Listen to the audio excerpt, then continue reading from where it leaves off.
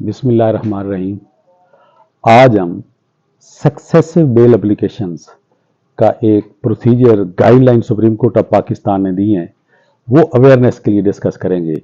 कि bail application जिसमें suspension of sentence है, अपील पेंडिंग है, क्रॉस केस है या फ्रेश बेल एप्लीकेशन दायर की जाती है तो उसके पैरामीटर क्या होंगे। और ये पैरामीटर कुछ इस तरह हैं कि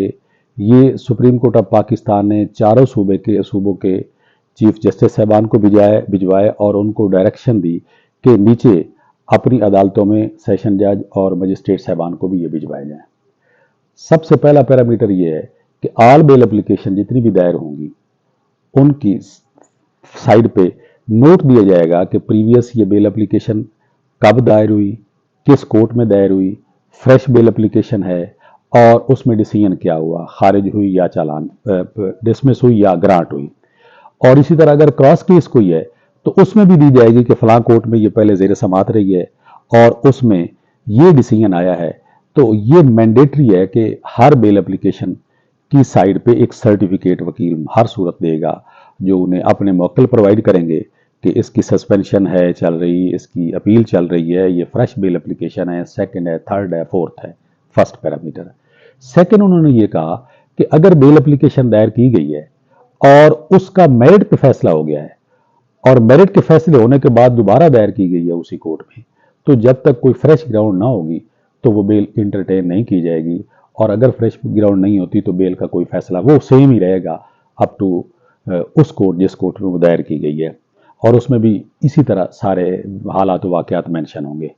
थर्ड उन्होंने ये कहा कि अगर बेल दायर की गई है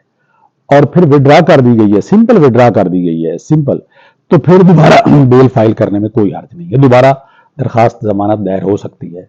लेकिन इसके बाद दूसरा पैरामीटर ये है कि अगर बेल दायर की गई है और बेल पे आर्गू किया गया है एट लेंथ, और आर्गू करने के बाद जब ये काउंसिल समझते हैं कि इसमें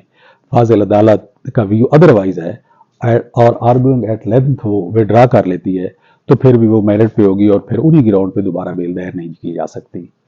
फोर्थ ये है कि अगर बेल दायर की गई है और उस वक्त कुछ ग्राउंड अवेलेबल थे लेकिन आर्गू नहीं किए गए और सब्सिक्वेंटली बेल दायर करके उन पैरामीटर्स पे, उन ग्राउंड्स पे बेल ग्रांट नहीं हो सकती। इसके अलावा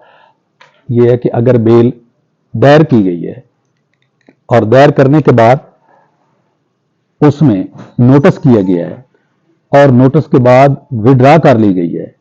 तो फिर दोबारा अनलेस सब्सिक्वेंट बेल जो है